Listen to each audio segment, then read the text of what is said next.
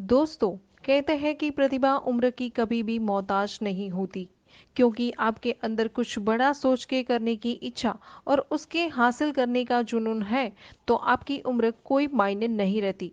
और इस बात को सही अर्थ में साबित करके दिखाया है ओयो रूम्स के फाउंडर रितेश अग्रवाल ने। उन्होंने मार्च 2018 के 28 साल की उम्र में भारत की सबसे बड़ी हॉस्पिटैलिटी कंपनी को नींव पर रख दी थी। हालांकि आज देखा जाए तो ओयो रूम्स को सफलतापूर्वक बिजनेस करते हुए कई साल हो चुके हैं। साथ ही रितेश की उम्र में भी अब 25 के पार हो चुकी है। इस कहानी की शुरुआत होती है 16 नवंबर 1993 से, जो कि एक उड़ीसा के छोटे से टाउन कटक बिसाऊ में, जहां रितेश अग्रवाल का जन्म हुआ था। उन्होंने 12वीं तक की पूरी पढ़ाई जिले की ही एक स्कैड हार्ट स्कूल से पूरी करने के बाद से आईआईटी की एग्जाम के लिए वह कोटा आ गए।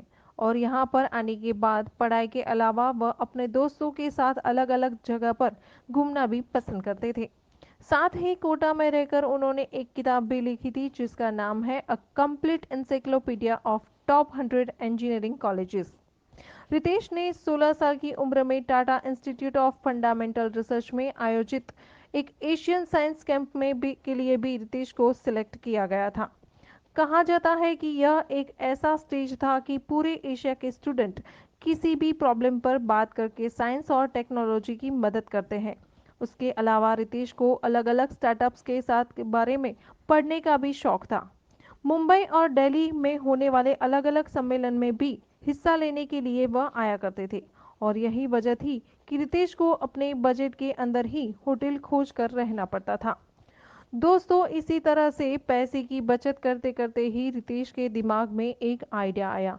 तो उन्होंने उसी समय के दौरान एयरबीएनबी कंपनी के नाम के मॉडल से काफ़ी प्रभावित हुए।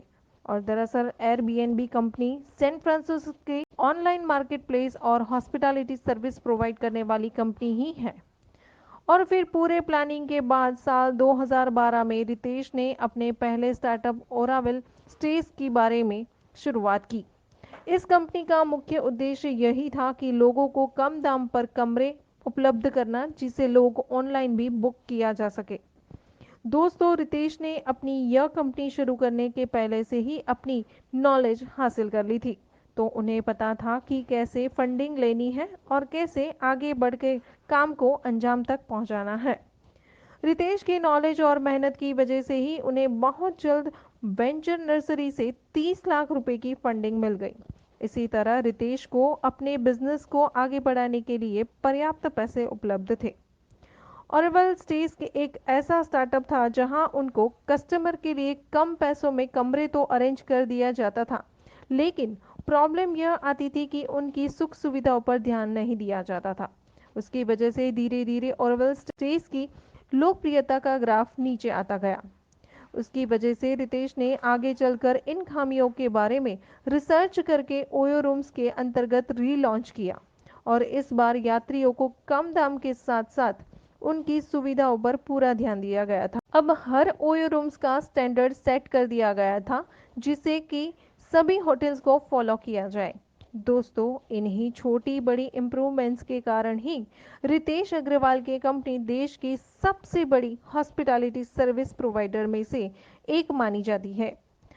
ओयो रूम्स की शानदार ऐसी स्ट्रेटेजी देखकर बहुत ही जल्द light speed venture partners, DSG consumer partners, sequoia capital और ग्रीनोआ कैपिटल जैसी कई कंपनियों से मिलियन डॉलर की फंडिंग भी मिल गई है, जहां ओयो रूम्स ने कभी भी पीछे मुड़ के नहीं देखा।